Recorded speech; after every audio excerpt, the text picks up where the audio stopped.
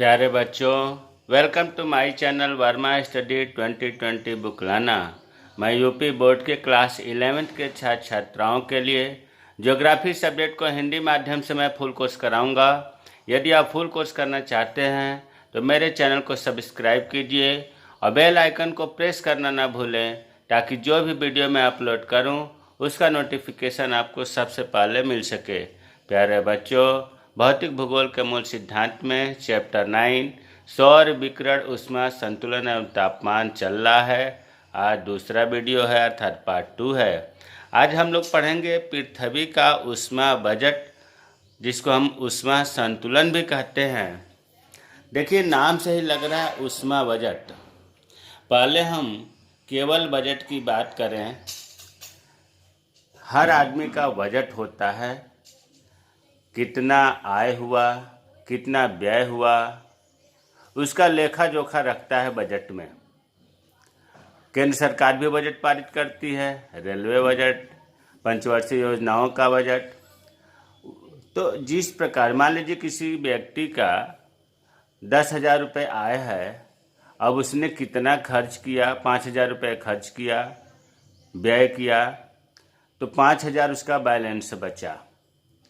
तो ठीक उसी प्रकार से ऊष्मा का भी बजट होता है। उसमें कितना प्राप्त हुआ, कितना व्यय हुआ, इसका लेखा जोखा रखना ऊष्मा बजट कहलाता है। लेकिन प्यारे बच्चों, पृथ्वी जो है ऊष्मा बजट हमेशा संतुलन में रखती है। संतुलन का मतलब कि जितना आय हुआ उतना ही व्यय हुआ। यहाँ लिखा है पृथ्वी को आय का मतलब सूर्य तप से प्राप्त ऊर्जा, सूर्य तप से प्राप्त होने वाली गर्मी। पृथ्वी को जितना सूर्य तप मिलता है और फिर वो पृथ्वी उस एनर्जी को, उस ऊष्मा को जितना वापस करती है, इसका लेखा जोखा ऊष्मा बजट कहलाता है। आय का मतलब यहाँ सूर्य तप से लीजिए और व्यय का मतलब पार्थिव विकिरण से लीजिए। तो सूर्य तप और पार्थिव विकिरण का लेखा जोखा ऊष्मा बजट कहलाता है। और पृथ्वी का जो सूर्य तप है, या ऐसे कहूँ कि पृथ्वी ऊष्मा का न तो संचय करती है और न ही ह्रास करती है, मतलब एकत्रित नहीं करती है ऊष्मा का और न ही कमी करती है। यह अपने तापमान को स्थिर रखती है। पृथ्वी का जो ऊष्मा बजट है हमेशा संतुलन में रहता है, अर्थात सूर्य तप से उसे जितना ऊष्मा मिलती है उतना वो पार्थिव विकिरण के माध्यम से अंतरिक्ष में परावर्तित कर देती है। इसी को तो कहा जाता है ऊष्मा बजट। सूर्य विकिरण द्वारा सूर्य तप के रूप में प्राप्त ऊष्मा तथा पार्थिव विकिरण द्वारा अंतरिक्ष में संचरित ताप बराबर होते हैं। हमने बताया ना कि वो न संचय करती है न ह्रास करती है, तापमान स्थिर रखती है। जितना उसे सूर्य तप से ऊष्मा मिलता है उतना वो पार्थिव विकिरण के द्वारा वापस अंतरिक्ष में लौटा देती है, जिसे हम कहते हैं कि ऊष्मा बजट या ऊष्मा संतुलन। अब इसको हम एक चित्र के माध्यम से समझ रहे हैं और तसल्ली के साथ अच्छे ढंग से समझेंगे, ताकि हमेशा हमेशा के लिए याद हो जाए। आपको इससे पहले वाले वीडियो में बताया गया था कि जो सूर्य तप होता है वो लघु तरंगों द्वारा होता है, सौर विकिरण प्राप्त होता है, और पार्थिव विकिरण जो है दीर्घ तरंगों द्वारा होता है। तो यहाँ हमने हेडिंग लिखा लघु तरंगों द्वारा सौर विकिरण। मतलब इसमें हम ये देखेंगे कि पृथ्वी पर जो सूर्य तप पहुँचता है वो कितना मात्रा में पहुँचता है। देखिए, क्रम से आप देखते रहिए ताकि आपको समझने में दिक्कत ना हो। यहाँ पर मान लिया कि वायुमंडल से जो सूर्य तप चला, ये सूर्य से जो सूर्य तप प्राप्त हो रहा है वायुमंडल को, ये हमने मान लिया कि 100% हो रहा है, माना गया है। भाई, समझने के लिए हमें 100 पर तो मानना ही पड़ेगा। 100% है तो उसमें कितना व्यय हुआ, कहाँ हुआ। 100% हमने मान लिया कि वायुमंडल, देखो ये चित्र जो है, चित्र में जो ऊपर हमने लाइन खींचा है ये वायुमंडल दर्शाया जा रहा है और ये नीचे जो हमने ये दिखाया ये पृथ्वी है, वायुमंडल और पृथ्वी। अब जब सूर्य का ताप किरणें जो है वायुमंडल पर पहुंचती हैं, मान लिया 100% पहुंची वायुमंडल के ऊपरी परत पर, इसका 6 इकाई कहिए, अगर हम इसे 100 इकाई मानते हैं तो 6 इकाई बोलेंगे, 100 यूनिट मतलब 100% मानेंगे तो 6% बोलेंगे। तो 100 इकाई हम मान ले रहे हैं कि 100 इकाई जो वायुमंडल के ऊपरी परत पर पहुंचा है, उसका 6 इकाई वायुमंडल के ऊपरी परत से अंतरिक्ष में वापस कर दिया जाता है। 100 किलो में 6 किलो वापस कर दिया गया, ऐसे भी समझ सकते हैं। देखो, याद करने के लिए किसी किसी चीज़ से जोड़ना पड़ेगा। तो पहले आपको ये बताया गया कि वायुमंडल पर 100% जो सूर्य ताप की किरणें पहुंची, उनका 6 इकाई वायुमंडल के ऊपरी परत में यहाँ से अंतरिक्ष में भेज दिया गया, इसीलिए हमने तीर बना दिया इधर। और ये अंतरिक्ष में जो जा रहा है उसको माइनस में दिखाया जा रहा है, और जो वायुमंडल में या पृथ्वी में जो सोखने का दिखाया जाएगा और शोषित होने का दिखाया जाएगा वो प्लस में दिखाया जाएगा। इसलिए हमने -6 का मतलब कि ये वायुमंडल या पृथ्वी को नहीं मिला, ये अंतरिक्ष में पहुंच गया। अब 100 में से आपने ये देख लिया कि 6 इकाई वायुमंडल के ऊपरी परत में अंतरिक्ष में पहुंच गया। फिर 100 में से 6 निकल गया, बचा 94। अब ये जब किरणें आती हैं वायुमंडल में, वायुमंडल विभिन्न परतों से बना है, समताप मंडल, क्षोभ मंडल, ओजोन मंडल, आयन मंडल। इनमें जो बादल होता है, इस बादल से 27 इकाई परावर्तित हो जाती है अंतरिक्ष में। फिर समझिए, जो सूर्य की ताप किरणें चली, सूर्य ताप किरणें चली, बादल से टकरा करके, वायुमंडल में बादल होता है, वायुमंडल में किरणें पहुंची, बादल से टकराई, और 27 मतलब 100 में 27 kg, 100 यूनिट में 27 यूनिट बादल द्वारा अंतरिक्ष में परावर्तित कर दिया गया। अब तक आपको 2 चीज़ बताया गया, वायुमंडल के ऊपरी परत से 6 यूनिट और बादल द्वारा 27 यूनिट कर दिया गया। अच्छा, अब फिर जो और शेष किरणें बची, वो पृथ्वी पर कुछ हिम आच्छादित बर्फीले क्षेत्र हैं। बर्फीले जो है क्षेत्र सूर्य के प्रकाश को अवशोषित नहीं करते हैं, तो हिम आच्छादित क्षेत्र इसको बोलते हैं, जो पृथ्वी पर है। इसके द्वारा 2 इकाई अंतरिक्ष में परावर्तित कर दिया जाता है। कितना? 2 इकाई कर दिया जाता है। तो अब तक आपने देखा कि वायुमंडल के ऊपरी परत से 6 यूनिट, बादलों द्वारा 27 यूनिट और पृथ्वी के हिम आच्छादित क्षेत्र द्वारा 2 यूनिट। जब इनको हम जोड़ेंगे 27, 2, 29 और 6, 35, इसका मतलब हुआ कि 35 यूनिट, 100 में 35 यूनिट जो है परावर्तित कर दिया गया पृथ्वी के धरातल पर पहुंचने से पहले ही। आप देखिए, पृथ्वी के धरातल पर पहुंचे, हिम आच्छादित भी पृथ्वी के धरातल नहीं माना जाएगा। पृथ्वी के धरातल पर पहुंचने से पहले ही 100 यूनिट में 35 यूनिट परावर्तित कर दिया गया। प्यारे बच्चों, ये जो 35 यूनिट परावर्तित हुआ है, इसको पृथ्वी का एल्बिडो भी कहा जाता है। एल्बिडो जो परावर्तित हुआ है पृथ्वी पर पहुंचने से पहले, सूर्य की जो किरणें, ताप तरंगे वायुमंडल से अंतरिक्ष में परिवर्तित हो गई, उनको कहा गया एल्बिडो। तो अब आपने ये देखा कि 100 में 35 यूनिट तो अंतरिक्ष में परावर्तित हो गई, शेष कितना बचा? 100 में से जब 35 निकालेंगे तो 65 बचा। अब इस 65 का लेखा जोखा रखना है। ये जो हमारे वायुमंडल है, वायुमंडल की जो विभिन्न परतें हैं, इस 65 यूनिट में 14 यूनिट वायुमंडल द्वारा अवशोषित कर लिया गया। इसीलिए जो वायुमंडल या पृथ्वी द्वारा अवशोषित हो रहा है उसको प्लस में दिखाया जा रहा है, +14 लिखा गया। इसका मतलब कि वायुमंडल द्वारा अवशोषित हो गया। और 51% या 51 यूनिट, 100 में 51 किलो जो है पृथ्वी द्वारा अवशोषित हुआ। तो यहाँ आपको ये देखने को मिला कि 35% या 35 यूनिट जो है परावर्तित हो गया, और 65 यूनिट जो है, 65 में 14 यूनिट वायुमंडल द्वारा और 51 यूनिट पृथ्वी द्वारा अवशोषित हो गया। तो ये चीज़ें आपको अभी आगे जरूरत पड़ेगी, तो ये समझना बहुत जरूरी है। वही चीज़ यहाँ लिखा है, ताकि अगर आप यहाँ भूल जाएं तो यहाँ पढ़ लें।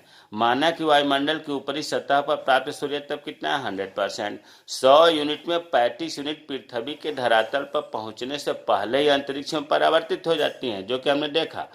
इस 35 यूनिट में 6 यूनिट, यहाँ 6 इकाई लिखा है, 6 इकाई वायुमंडल की ऊपरी परत से, 27 इकाई बादलों द्वारा, 2 इकाई पृथ्वी के हिमाच्छादित द्वारा परिवर्तित होता है।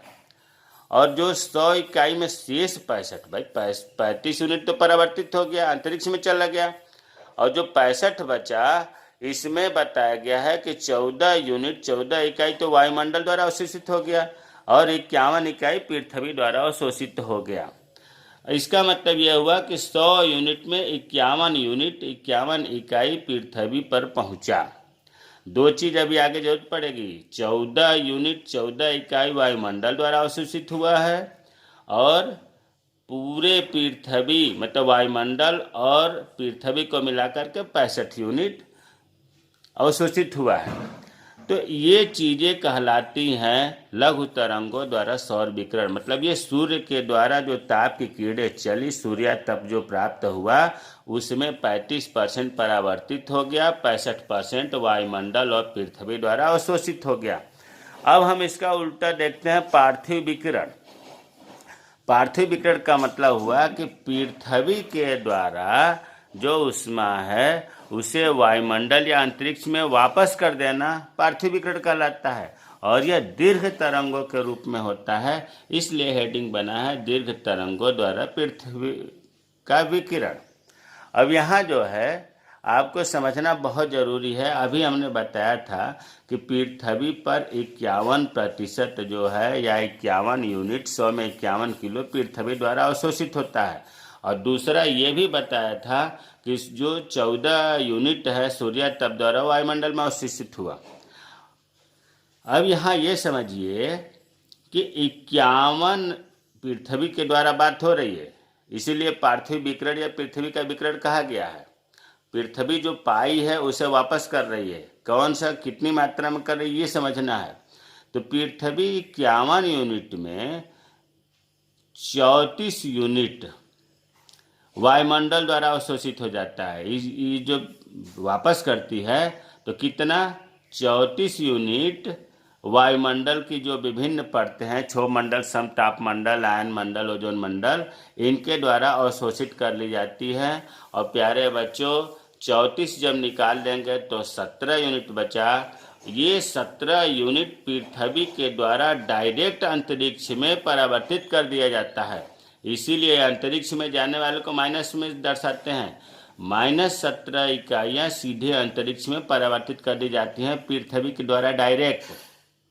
तो देखो 34 तो वायुमंडल में ये इसने भेज दिया, जो वायुमंडल अवशोषित कर लिया है, और 17 यूनिट पृथ्वी डायरेक्ट अंतरिक्ष में भेज दिया। तो इसके पास क्या बचा, 51 यूनिट पाई थी, 51 यूनिट इसने वापस कर दिया। इससे क्या हुआ, जितना इसे मिला था उतना इसने वापस कर दिया। पृथ्वी इसीलिए तो तापमान को स्थिर रखती है, न बढ़ता है न घटता है, और यही क्या कहलाता है, उसमें संतुलन कहलाता है। अब देखो जो 34 यूनिट वायुमंडल द्वारा अवशोषित होता है, इसके अंदर की बात करें तो वायुमंडल स्वयं 6 यूनिट, 34 में 6 यूनिट वायुमंडल स्वयं अवशोषित कर लेता है पृथ्वी से। बिना पृथ्वी को भेजे ही वायुमंडल 6 यूनिट अवशोषित कर लेता है, और 9 यूनिट संवहन द्वारा अवशोषित होता है वायुमंडल को। संवहन द्वारा, यहाँ संवहन धारा का मतलब ये हुआ कि पृथ्वी का जब धरातल गर्म होता है तो यहाँ की हवाएं गर्म होकर ऊपर उठती हैं और नीचे ठंडी हवाएं आ जाती हैं, जिससे संतुलन बना रहता है। और आगे इसे हम पढ़ेंगे कि ताप या मतलब वायुमंडल में कूलिंग या तापमान कैसे बढ़ता है, कितने तरीके हैं, जिसमें आपको बताया जाएगा संवहन संघनन।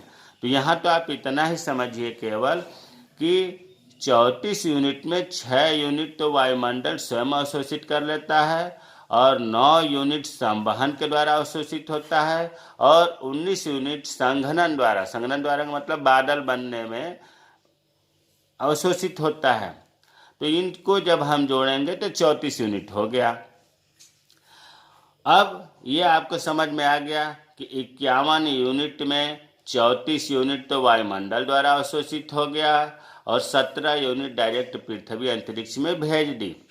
अब वायुमंडल क्या करता है प्यारे बच्चों कि देखो, पार्थिव विकिरण के द्वारा पृथ्वी के द्वारा 34 यूनिट वायुमंडल में पहुंचा है और सूर्य तप के द्वारा, जो अभी पहले चित्र के द्वारा हम बताए थे, सूर्य तप के द्वारा वायुमंडल में अवशोषित हुआ था 14 यूनिट। पहले वाले चित्र में आपको समझ में आया होगा कि सूर्य तप द्वारा, इसीलिए हमने सूर्य तप लिख दिया यहाँ पर। सूर्य तप द्वारा वायुमंडल में अवशोषित कितना था? 14 यूनिट। तो सूर्य तप द्वारा 14 यूनिट और पृथ्वी द्वारा 34 यूनिट, इन दोनों को जब मिलाएंगे तो ये 48 यूनिट होगा। और वायुमंडल क्या काम करता है कि जो सूर्य तप द्वारा 14 यूनिट मिला था और जो 34 यूनिट पृथ्वी के द्वारा मिला था, इन दोनों को जोड़ेंगे तो 4800 यूनिट वायुमंडल क्या काम करता है? विकिरण द्वारा, मतलब अंतरिक्ष में वापस लौटा देता है। वायुमंडल भी अपने पास नहीं रखता है। जो सूर्य तप से मिला उसे 14 यूनिट, जो पृथ्वी से मिला 34 यूनिट, उसे इन दोनों को भी क्या करता है? वायुमंडल अंतरिक्ष में परावर्तित कर देता है, वापस कर देता है। तो प्यारे बच्चों, अब आप ये देखो कि सूर्य तप के द्वारा धरातल पर कितना मिला था? भाई अभी तो बताया था कि धरातल पर 17 यूनिट और यहाँ से कितना हुआ वायुमंडल में? 48 यूनिट। यही तो बताया गया था। 34 और 14 48 यूनिट हो गया और 17 यूनिट यहाँ से डायरेक्ट भेज दिया। तो ये कितना भेज दिया पृथ्वी? 48 और 17 जोड़ेंगे तो 65 यूनिट हुआ। 65 पृथ्वी ने वापस किया और सूर्य तप के द्वारा 65 उसे मिला था। 51 पृथ्वी अवशोषित की थी और 14 वायुमंडल अवशोषित किया था। तो दोनों मिला करके 65 यूनिट पृथ्वी और वायुमंडल ने प्राप्त किया और 65 यूनिट पृथ्वी और वायुमंडल ने अंतरिक्ष में भेज दिया।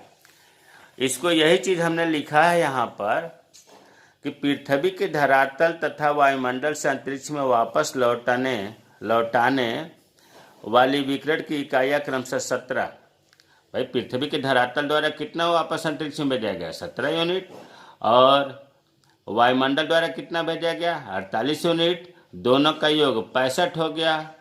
वापस लौटाने वाली ये इकाइयाँ उन 65 इकाइयों को संतुलित कर देती है जो सूर्य से प्राप्त होती है। सूर्य से कितना मिला था? सूर्य से भी 65 मिला था। 51 पृथ्वी अवशोषित की थी और 14 वायुमंडल अवशोषित किया था।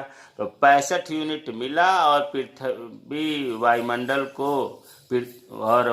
और पृथ्वी दोनों मिलकर के 65 यूनिट अंतरिक्ष में परावर्तित कर दिए। तो संतुलन बना रहा है। इसीलिए शुरू में ही इस बात को बताया गया है कि पृथ्वी ऊष्मा का न तो संचय करती है और न ही ह्रास करती है। यह अपने तापमान को स्थिर रखती है। इसीलिए स्थिर रखने को न ह्रास करती है और न संचय करती है। ऊष्मा का बजट या ऊष्मा संतुलन कहलाता है।